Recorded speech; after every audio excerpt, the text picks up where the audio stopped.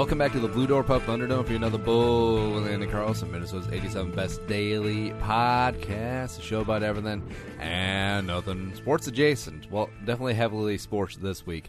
Coming at your ass 5 days a week, so you better watch it. Sitting shotgun with me is going to be JReidDraftScout. We're going to go over all the Vikings draft picks and a couple of the macro draft stories as well. It's going to be a good time, so tell a friend, spread the word. iTunes, Stitcher, Radio, man. It's going to be good. The more I think about this Vikings draft class, the more I'm pretty excited about it. And it's always about a numbers game. And something JR said, recorded earlier, that you're picking up 7th-round picks. I mean, cool, except how many times do a 7th-rounder pan out? But, you're making sure that you get the guys that you wanted tagged as undrafted free agent, priority undrafted free agent, in camp. You don't want to get in a bidding war for them after the draft, as a lot of players, that's what happens. And that's sort of the dirty little secret, is that during the 7th round, all these teams are calling up agents and players and being like, hey, well, why don't you're not going to get drafted, so why don't you come here? We'll give you X amount of dollars, and this offer is on the table for the next 5 minutes. It's sort of dirty that the players don't. It's really a cannonball run land rush to get your mitts on these undrafted free agents. But if you just draft them, if you have an abundance of 7th round picks, then it's really nothing to it. And now I'm starting to see more of the genius behind it as I get farther away from it, and I really respect it. Yeah, it's good. So we'll get to Jay Reid in a second, but something I also respect is I have to tease this a little bit. And getting a brand new queen size mattress from Lisa Sleep. We're getting it. Well, you're listening on Tuesday, so we're getting it tonight. It's gonna be fantastic. We're gonna roll it out. A better mattress, free delivery to the Twin Cities, 100-night risk-free trial, and 100% crafted in the United States. Yeah. Starts at just $525, and it's going to be so good. Yeah, because a good night's sleep, I found is very hard to come by, because I'm a pretty good sleeper. I don't sleep a lot. I should definitely sleep more, but the time that I do a lot for sleep, I'm going to get a little bit better quality with Lisa Sleep, and you should too. Check it out, lisasleep.com, and coming soon, we'll have a nice little discount for you, just for Purple for the Win / Bull / whatever show this is. Yeah. Listener, you know what to do. All right, let's get to Jay Reid. And coming back into the Blue Door Pub Thunderdome is our man, JReidDraftScout. I'm telling you, brand that. Have that be the brand, like Madonna, like Prince, like Charlemagne the God. JReidDraftScout. Do it. I definitely need to do it. I need to take your advice on that. Yeah, damn straight. Yeah, follow him on Twitter, at JReidDraftScout. But I hope you already do. How many followers have you picked up during draft season? It's been a lot. I always tweet out, thank you guys for following me, because it's crazy. I started my account 2 years ago. Yep. And I started it because I just wanted to voice my opinion on not signing Michael Johnson. I was completely upset about that. Well, I was just like, yeah, he was OG, former Bengal. Hey, come in, get a great ass steak at Manny's, and then bounce. Yeah. And use as leverage on your next deal.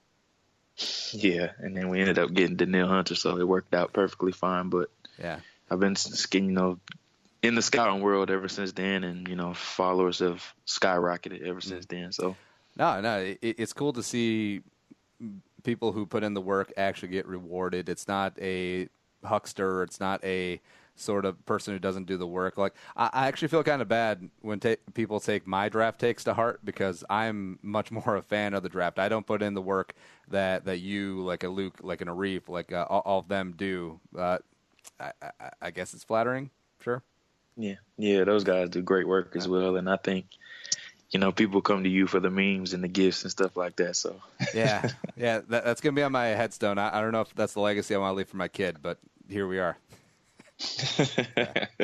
All right, so let's start Thursday. Do a little macro, and then we'll get into each of the individual Vikings picks and some of the UDFAs. Hell, we got 13 in the building. Thoughts? Browns didn't screw it up.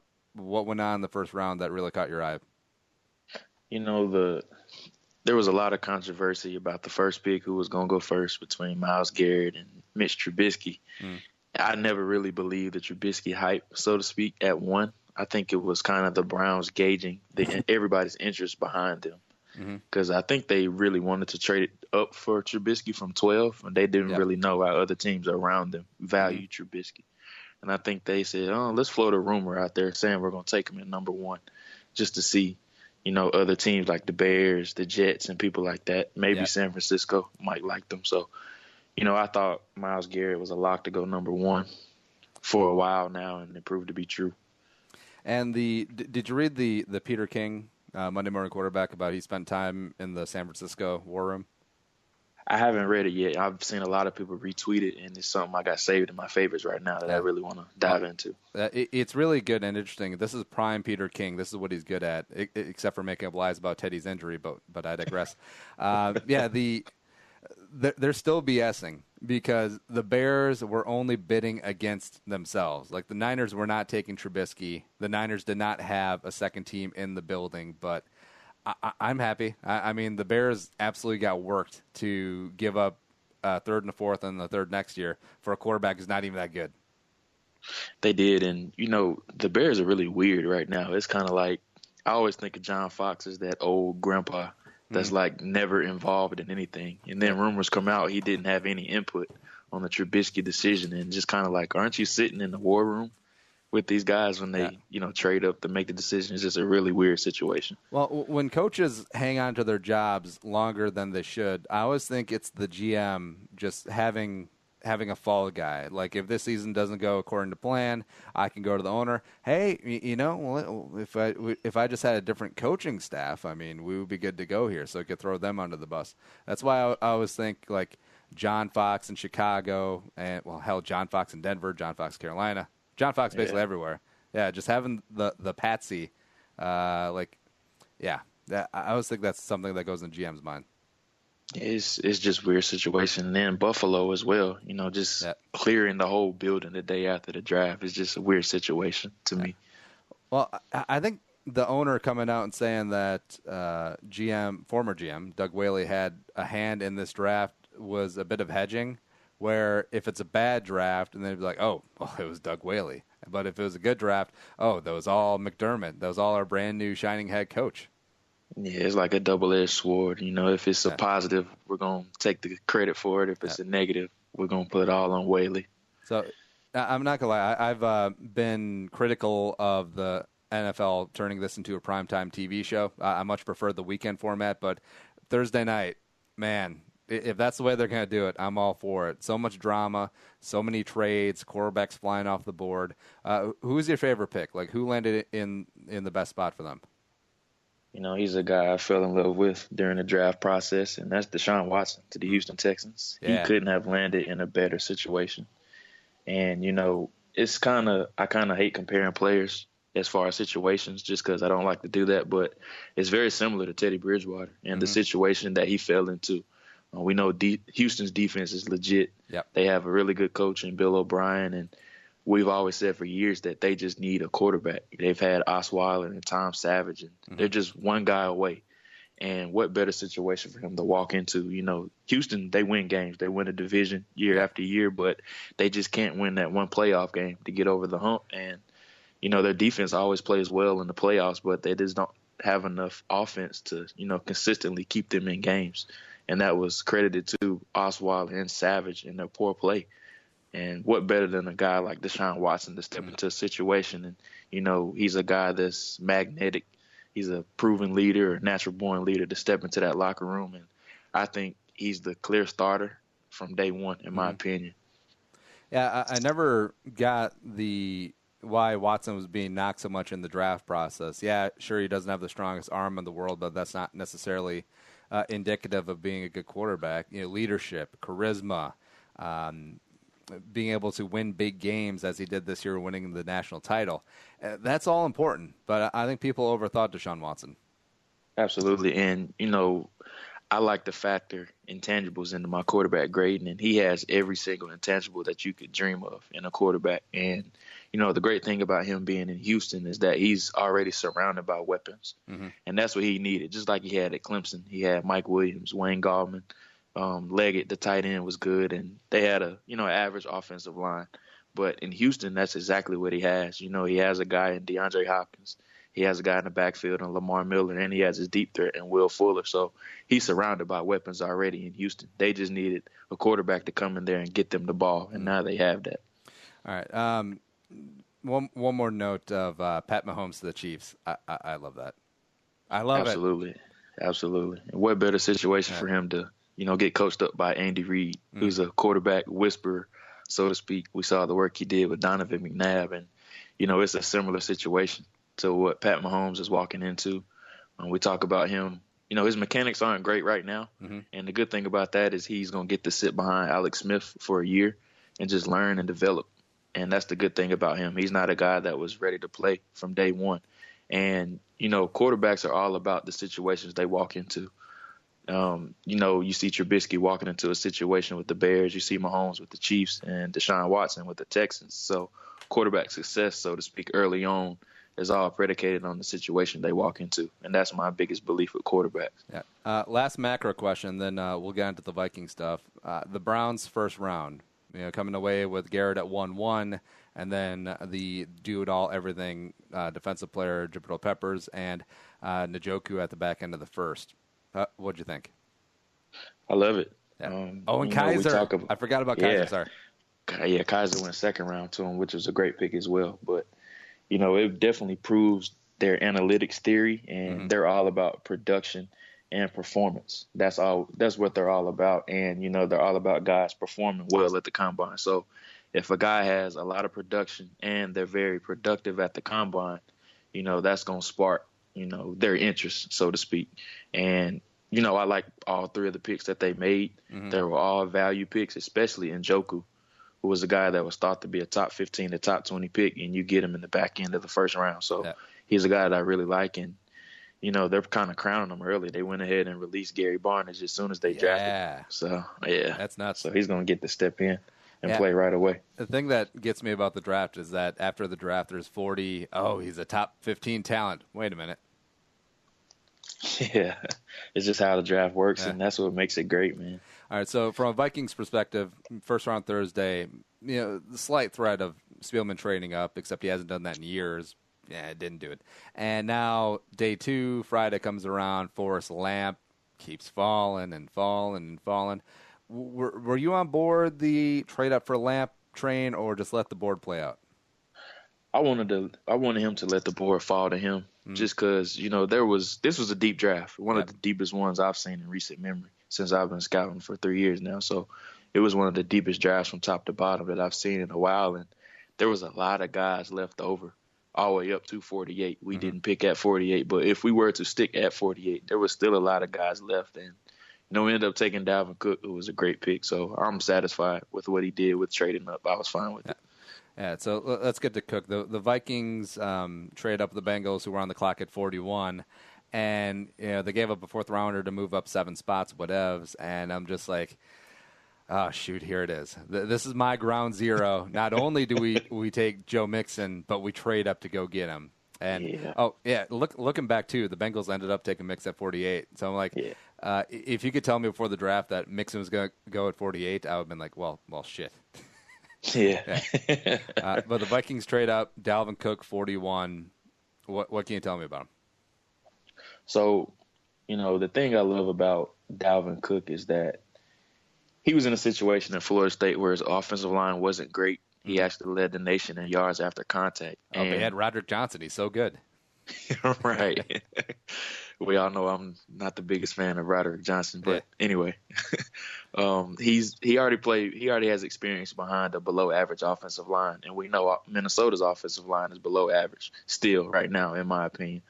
But he led the nation in yards after contact, and he's really good at creating what's called hidden yardage. So he's a guy that's always falling forward. He can catch out of the backfield, can run between the tackles.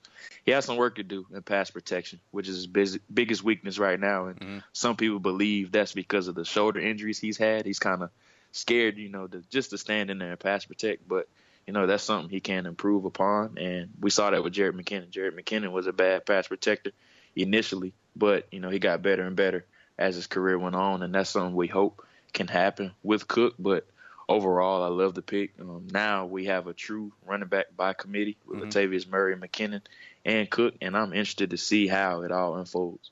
How do you foresee it playing out? Like, break up the pie chart. What percentage is going where, or at least early on in the season?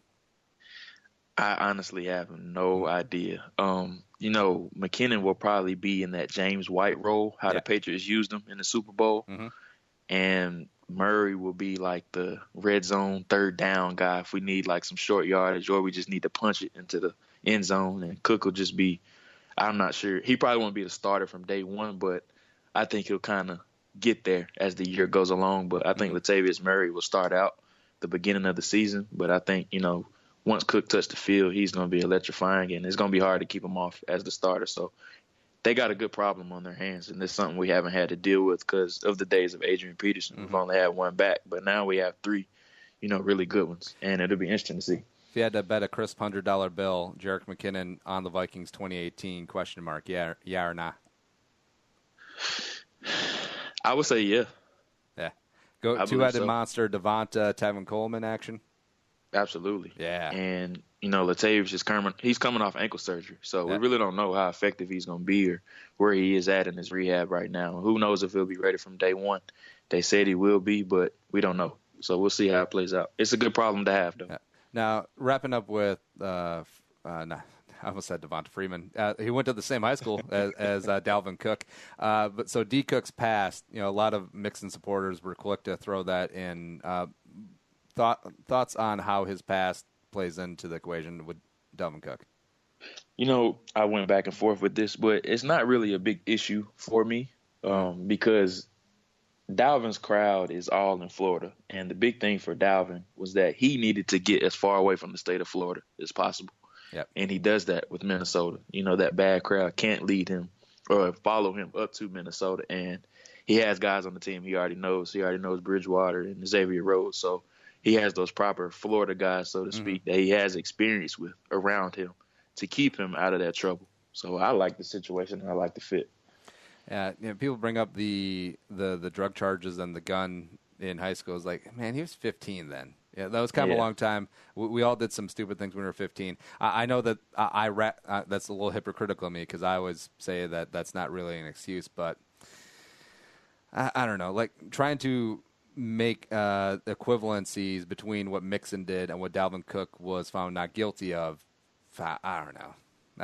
It's a touchy situation, but I mean, it was like it was many years ago, but they got to find something to nitpick you about. So we'll see. Next up, a squeaky clean slam dunk draft pick at the top of not top, but in the third round at 70 overall. Trade up with the Jets because there's a little run on offensive line. And Pat Elflein, center, Ohio State. Come on down.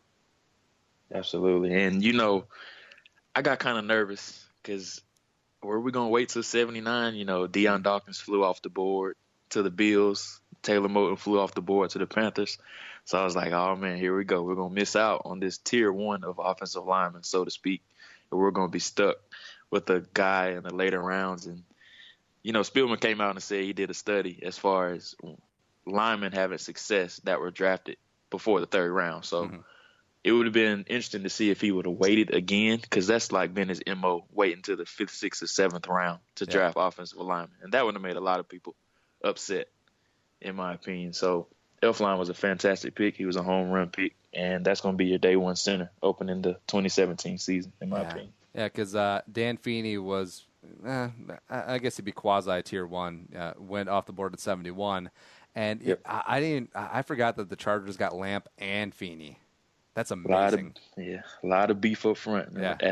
Adding Russell Okung as well, so they rebuilt that offensive line very fast. Yeah. Now, day one in ink, printed on your ink, as Moss would say, starter center Elflein day one. Absolutely. Yeah. No questions about it. Yeah, and I would just throw him in at center, even though it was like, oh, you could start him at guard and then work him in at center. But no, I think Berger, fares better at right guard anyways, and Searles isn't a center, Isidora isn't a center, so just plug him in. Yeah, just let him learn on the fly, and I mean, if he messes up, just let him stay in there. Just let him learn.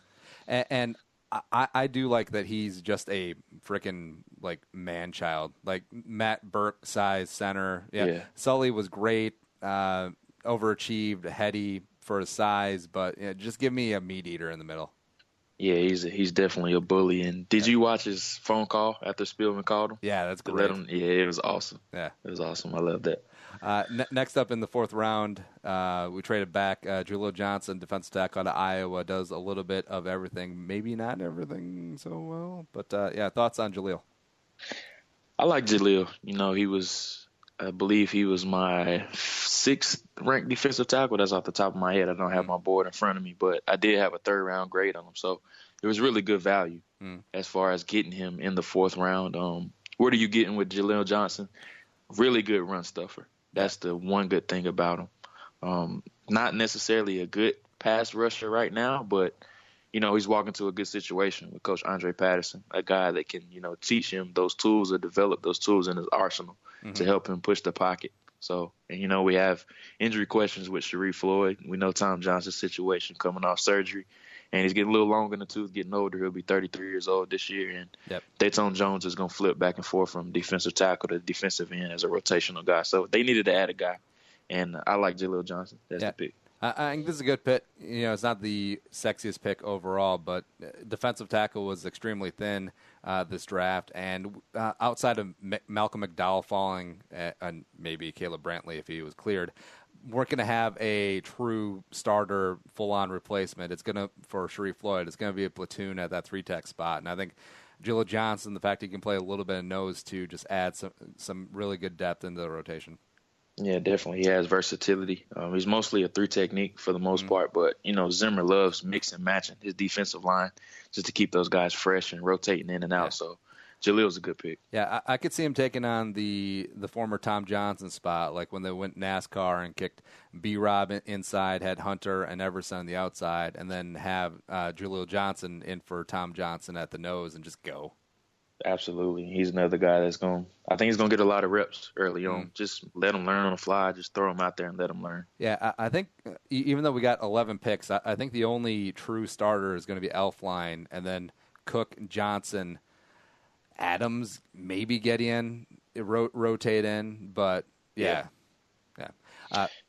Speaking of Gedeon, the 4th rounder, people had questions. And, PA had Paul Allen got people riled up because Jake Butt was still on the board, and he's like, my man Rich Eisen's going to love this pick. Rich Eisen being a Michigan man, so we're like, oh, here we go. I even had my blurb written up to do the video on about Jake Butt, injured in the Orange Bowl, fringe first-round talent. Then all of a sudden it's like Ben Gedeon is like, what? A lot of people had 6th-round grades on Ben Gedeon. What the hell's going on here? Yeah, that's exactly the round grade I had on him.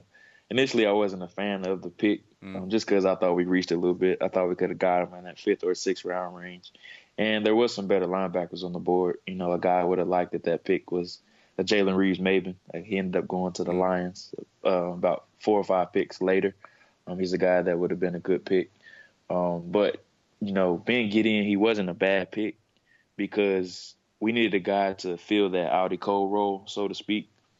You need that rah-rah guy on special teams and a guy that can be a high-end backup to Eric Kendricks in the middle and provide some competition to Kentrell Brothers. And, he gives you some versatility and some flexibility maybe in that nickel spot. So initially I wasn't a fan of the pick, but it kind of makes sense the more I thought about it. Yeah, and like I said, there isn't going to be a true replacement to Chad Greenway, because Chad wasn't really a full-time player at the end there. And since Kendricks and Barr are the linebackers and all the sub-packages, I mean, if you can get a guy in the 4th round who's going to play a little bit in the base at best and help on special teams, I'm coming around on it. Yeah, he's going to be a guy that's going to contribute on all special teams, and that's going to be his role early on. That's how he's going to make his money or get on the field, so to speak. He's not a guy that's going to play a lot of defensive reps, in the middle of the defense. That's going to be Kendricks and, Brothers most likely. And who knows, he might beat out Brothers, which would be a great thing. just some added competition. But it wasn't a bad pick.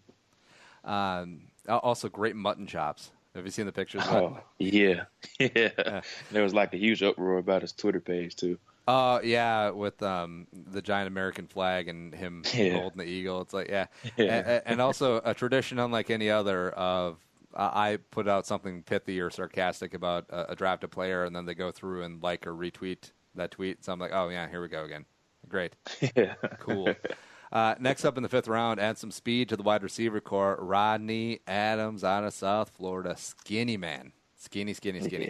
Yeah, very skinny. He's going to need to add some weight. Yeah. Everyone knows that. And, a lot of people didn't know his name pre-draft. And, I posted on Twitter that I love the pick. And everybody was like, who is this guy? Yeah. So, he's the guy that's going to come in. He's going to fill that Cordell Patterson role. And that's who he is. He's Cordell Patterson light, so to speak. Definitely he's light. A guy that's, he's not a guy that's, going to be a great route runner. He's not that. And I don't know if he ever will be that, but he's the guy you can throw those bubble screens and, hand those jet sweeps to him, sort of like what Patterson did. He's he's going to be like your 4th or 5th wide receiver on the depth chart. He'll never break that top 3. But where he will contribute immediately if he does end up making the team is as a kick returner. He's definitely a really good kick returner. He's one of the best in the nation. So, and he could also maybe be a vertical threat for you. He was that at times at South Florida. Yep. And he's a guy that can blow the top off of the defense whenever they do want to take shots down the field. All right. Tell me if this comparison is good or really good. Rodney Adams in the 5th round is a properly valued Troy Williamson. It's actually a really good comparison. Yes! As far as a vertical threat. Yeah. As a vertical threat, it is. Also, doesn't he have kind of sketchy hands too? Yeah. He's a guy. He is a fumbler as well. Yeah. That's one of his biggest knocks. Now, were you a Vikings fan during the Williamson era, or were you too young? No, I'm not that young. I remember Troy Williams. Yeah, because I just remember Nike coming in. It's like, hey, wear a green contact lens and an orange contact lens, and it'll help you catch. Except no, it didn't. Yeah, I hate hearing his name, honestly. Dark days. It's like if you're a decision maker and you're replacing a legend that you just booted from the team, don't draft his replacement with the pick that you got. Like when the Jets drafted D. Milner to replace Revis. That was the number 7 pick that we got for Moss from the Raiders. Yeah, don't use on the wide receiver. Yeah, just don't do that. That first round was a nightmare, though. Then you followed up with Erasmus James. So that was a nightmare. Yeah, I did an episode like way back in the day, which of that draft of since we were taking D-end / wide receiver, we could have gone DeMarcus Ware and then Roddy White in those same picks.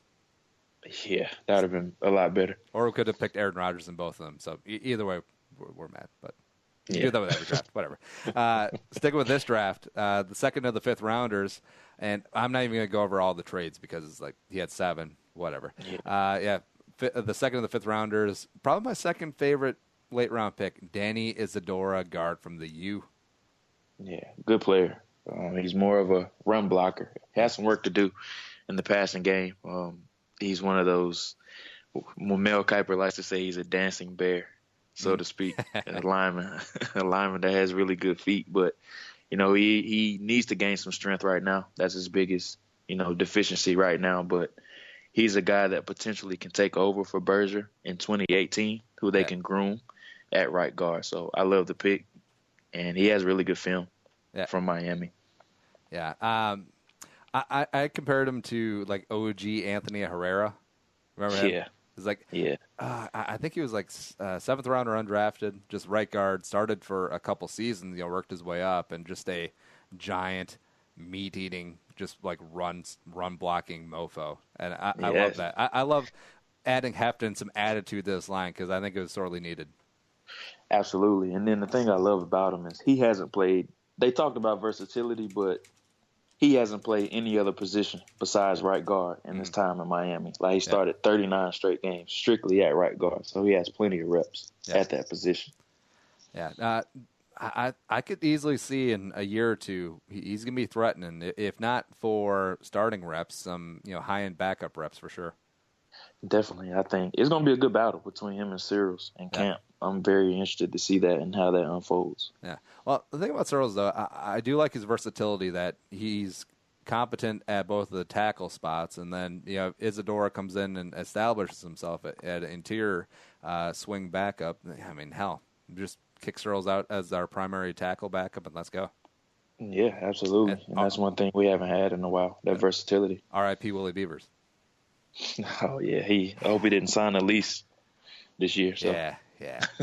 And he's just Airbnb-ing it on various places. He's good to go.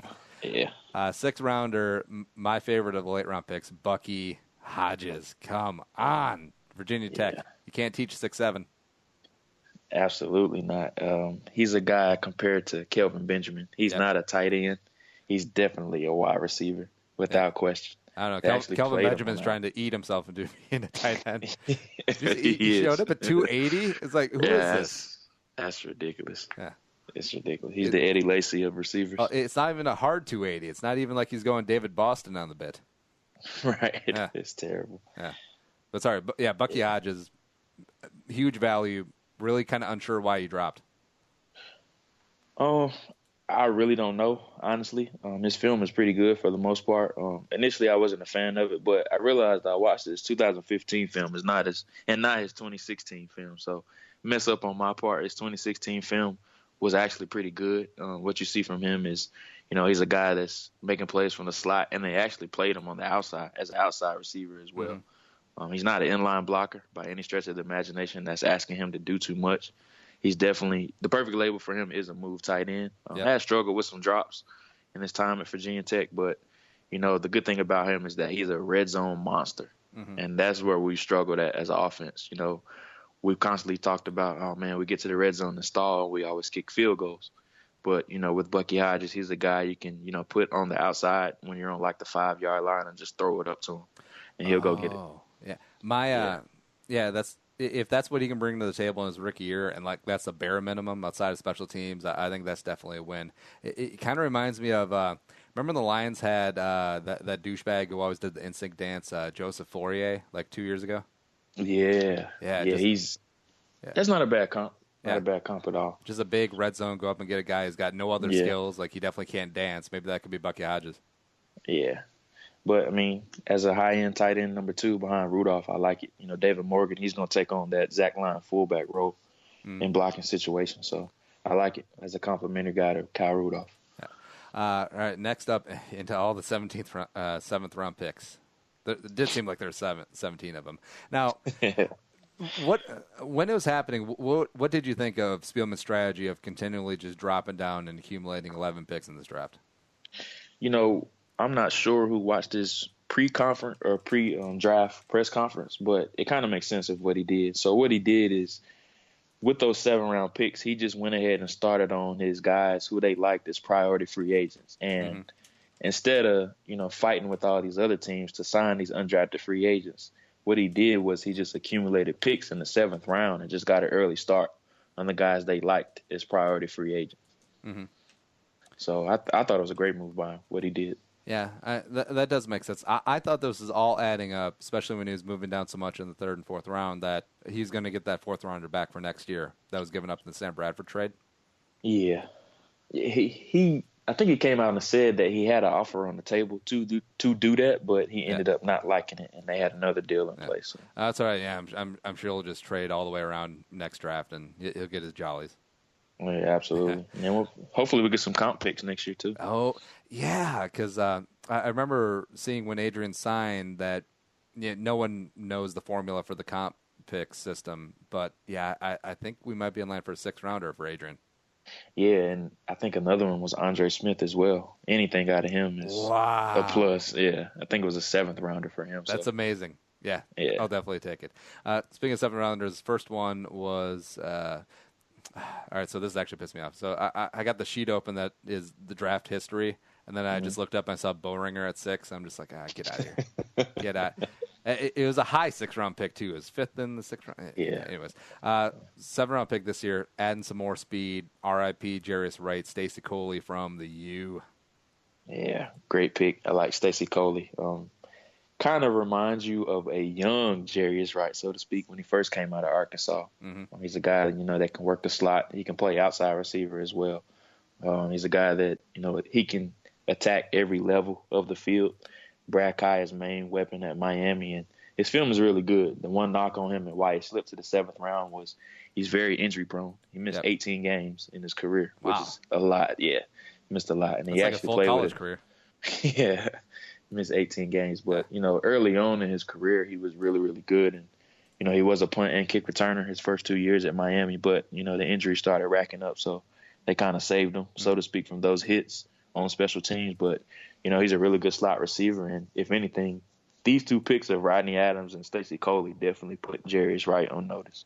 Yeah, because not a lot of guaranteed money left in his contract, and maybe it was too much to eat last year, but this year, if there's some spark from the young guys in camp, I could see him being gone. Yeah, absolutely. We'll see. It'll be a fun competition. Yeah, especially this is going to be the year that you're going to need to nickel and dime a couple of dollars from the cap, hopefully that you can roll it over. And also if there's 17 injuries, just like last year too. Yeah, that's right. Second of the 7th round picks, son of a. I have the pronunciation written out, except I don't have it in front of me. So why don't you just go ahead? Yeah, so I'm pretty sure I'm going to butcher his name here. I believe it's Ifeadi Odenibo. See, I thought they just drafted him because his name has Odin in it. So I was like, oh, yeah, Viking stuff. Fans are going to love this. Hold my beer, watch this. Yeah. And I don't know if they televised anybody saying his name, like announcing the pick. Did they televise that? Yeah, I don't know. I don't even know because I had the TV on mute at this point. But maybe it was just Matt complaining about the zoo somewhere. That was hilarious. Yeah, that was hilarious.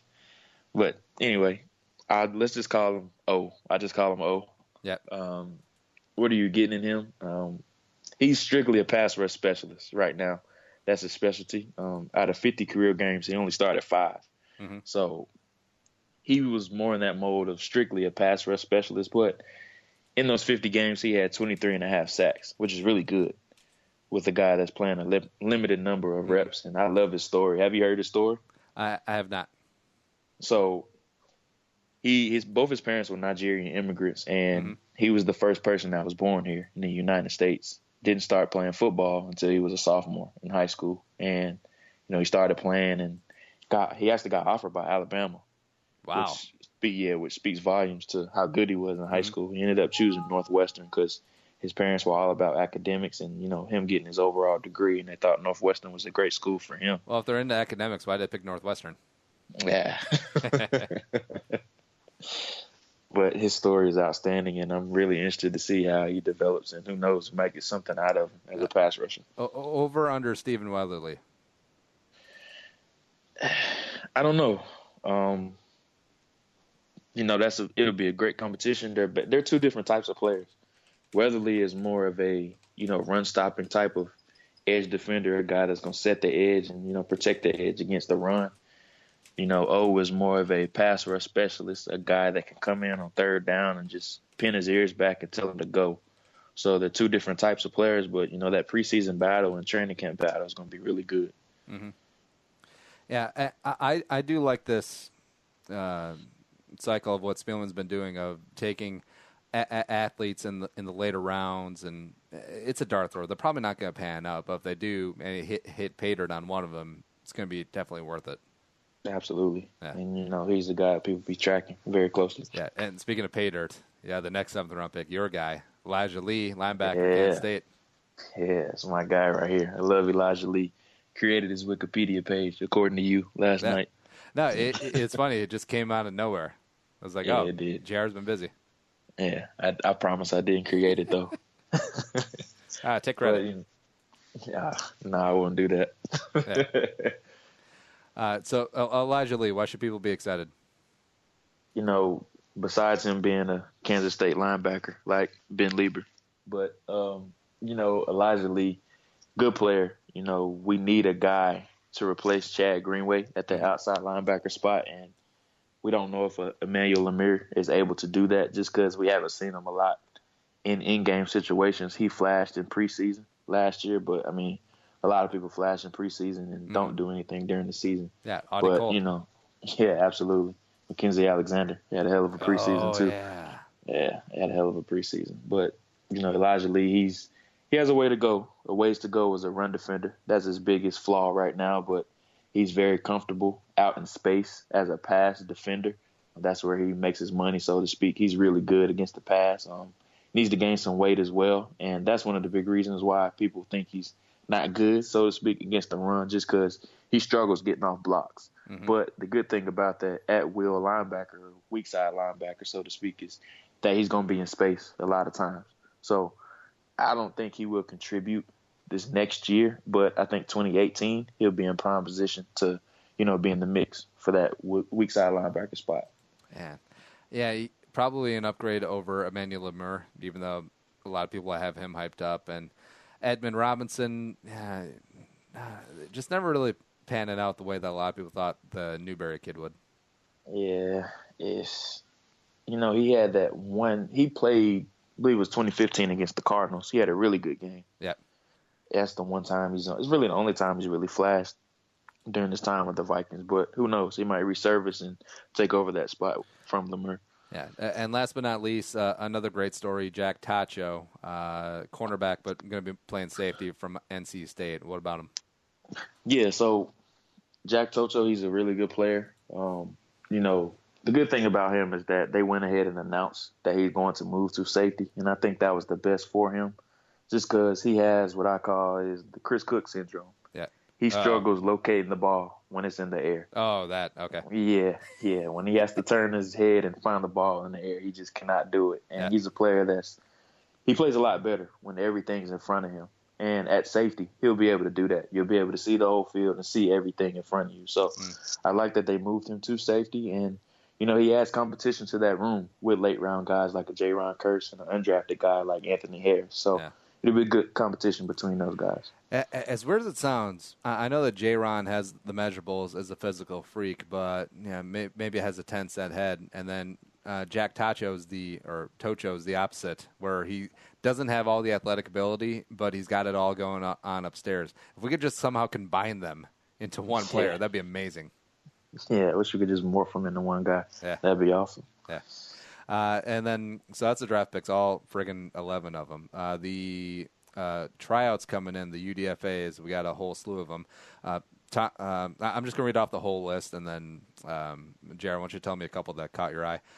Tommy Armstrong, the former quarterback on Nebraska, is going to be moving to wide receiver / running back. Tashawn Bauer, edge guy out of LSU. Dylan Bradley, DN, Southern Miss. Aviante Collins, TCU. He's a tackle. Derek Griffin, wide receiver out of Texas Southern for a tryout. Caleb Kidder, sure, defensive end out of Montana, because that's a very Montana name. Wes Lunt, quarterback from the Illinois Illini. Jack Nelson, my boy, quarterback out of Winona State, alma mater, is in for a tryout, but really just franchise him right now.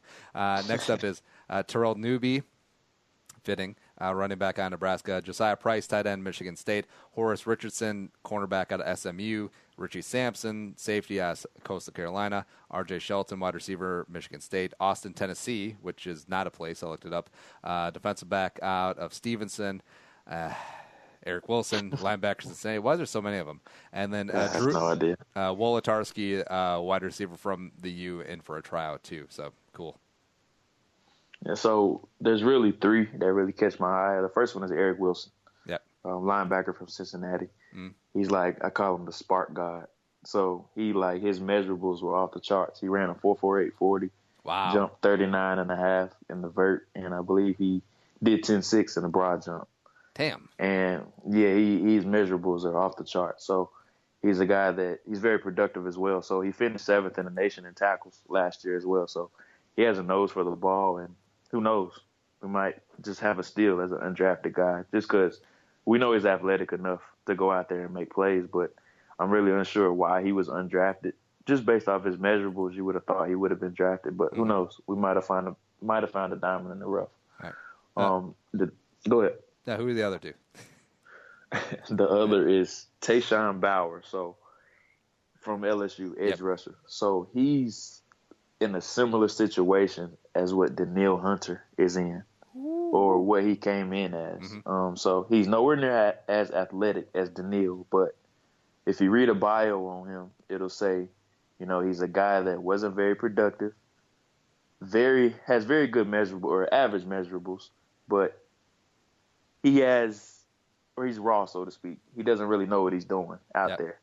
So it sounds just like Daniil Hunter. Mm-hmm. And he didn't get a lot of chances to prove himself just because LSU is stacked at defensive end, and they stacked with talent. So he didn't really get a lot of reps to prove exactly what he can do. But if you go and read a bio of Tayshaun Bauer, it'll sound just like Daniil Hunter. So I'm really intrigued by him just to see what he can do and what he can add to the mix. Yeah, LSU, they're known as DBU, except they're D-line U. Absolutely. Definitely pretty damn good there, too. They can't recruit a quarterback, though, which is odd. Yeah, it's very odd. They get great wide receivers. Yeah, but they can never show them off. Yeah. All right, man. I'm excited. You're already working on 2018 draft stuff, I saw. Yeah. The grind never stops, baby. Yeah. Right now, who's your top 3 in 2018? Ooh, that's tough. Right now, I would say Connor Williams, left tackle from Texas, who's really good. I like Josh Rosen out of the quarterbacks, man. He's really good. He's not getting a lot of love right now for whatever reason. I'm not sure why. Maybe it's because he had shoulder surgery. Yeah. I feel like which would be a big reason why. I feel like he's kind of Hackenberging. Not that there was a coaching change, but came in like a lightning bolt as a true freshman. Yeah. Then just kind of Yeah. Sense. And I've already got a draft crush on this guy. His name is Derwin James from Florida State, safety. Yeah. Amazing player. Amazing player. Now, did you see that there's already some hype around Josh Allen, the quarterback out of Wyoming, who almost came out this year? Yeah. I mean, I say it every year. If you have a strong arm, you're going to get hyped up. We saw it with Pat Mahomes, and he has a rocket for an arm now. Yeah. He has an amazing arm. Oh, yeah. Zach Mettenberger also has a strong arm, and he got replaced by Josh Dobbs, who does not have a strong arm. I honestly had no idea he played for the Pittsburgh Steelers. Yeah. Mettenberger. No, I mean, maybe we should pick him up. He's a great fit for Norv's offense. Yeah. All right, JR, the Viking Age, what should people be looking for? What do you have in the hopper? Well, I'm working on some 2018 guys right now, and I also have a Pat Elflein piece coming out. Yeah, and how he fits into the mix for 2017 and what should we be looking from him for next season. So, all right, well, check that out at thevikingage.com. Follow JR on Twitter at JReidDraftScout. Hey, I love talking to you. That is all. No problem, man. Also, I love coming on. Plug the podcast. Oh, absolutely. Yeah, Climbing the Pocket podcast with my guys, Jason Brown, Miles Gorham, and Yinka Allende. It's definitely, something we've just started. You got to say Yinka's last name right. Isn't it Allende? No, Yinka Allende. Allende. Yeah, there we go. JReid. That's my guy. Love you, man. No problem, man. Love you too. Thanks for having me on. Good stuff, as always, from JReidDraftScout. Now, I always like getting in on the ground floor with a lot of these analysts. Love getting into with Luke, Arif. Jay Reid is definitely going to be in that bunch, as well as very knowledgeable, does the work, and well spoken. That's the trifecta. Because if you have 2 out of the 3, you're going to be pretty good. If you have all 3, you're going to be a star. Jay Reid definitely has that. And I think it's a generational thing because I'm going to be 32, and I found that people my age generally don't have very good a way to communicate what's on their mind, just as I'm fumbling over myself now. Yeah, it's one thing if you have all the knowledge, but if you can't convey that in a concise and understandable, relatable manner, what's it really worth? And if you don't put in the work, you generally don't have the knowledge. You can BS people for a certain amount of time, but then you're going to be exposed. Kind of like me talking about draft stuff, because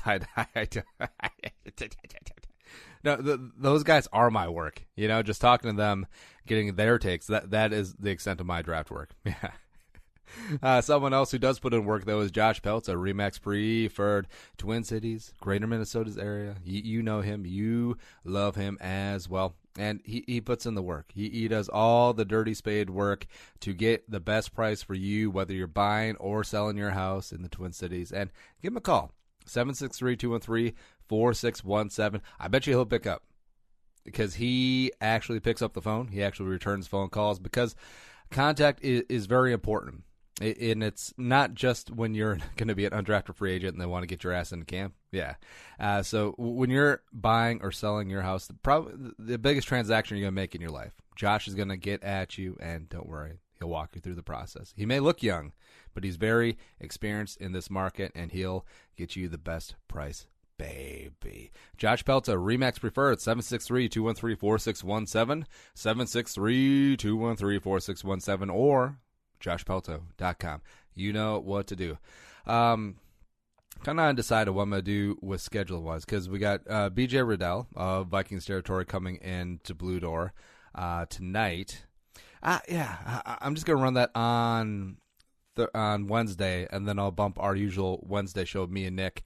I think we talked about 90s one-hit wonders because why the hell not? I think I'll bump that to Thursday. And also, programming note, Nick and I are going to go see Guardians on Thursday because, by the way, remember when movies used to come out on Friday? And then it was like, the midnight showing on Thursday night because technically it's Friday. Here we go. Yeah, we're seeing the 7 o'clock showing on Thursday. Yeah. Just sooner and sooner and sooner in the week. Eventually, it'll be back to being Friday. Yeah, cool. So on Friday, on Bull, we'll do a recap of Guardians of the Galaxy Volume 2. And I'm not a big comic book or even a Marvel guy, but Guardians just grabbed me. I think it's a fantastic movie. It's going to be good stuff. Yeah. If you enjoy us, if you enjoy the show, tell a friend, spread the word. We're available on iTunes, Stitcher, iHeartRadio, YouTube, and follow me on all the various social media at Andy Carlson Show. Hold on. Yeah, speaking of communicating, at Andy Carlson Show on Twitter, on Snapchat, on Instagram. Do it up. And thanks to producer Allie Jerome Sorensen for making me not sound so stupid today. But for JReidDraftScout, I'm Andy Carlson saying Annyeong Sayonara. Bye-bye. We'll talk to you tomorrow.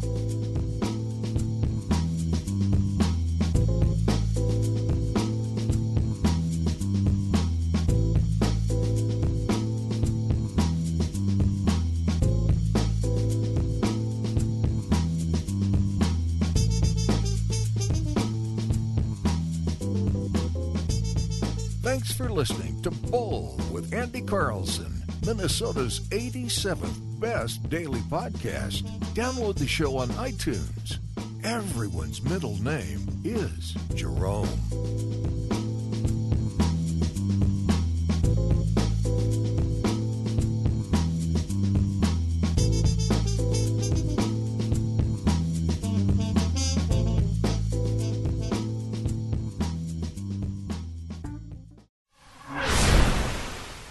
Andy Carlson here, Purple for the Win podcast, letting you know that we'll be here all off-season long talking the Vikings angle on everything. Combine, pro days, free agency, the draft, OTAs, training camp in 2017. Baby. Get the show on 1500 ESPN, Podcast One, and the Podcast One app.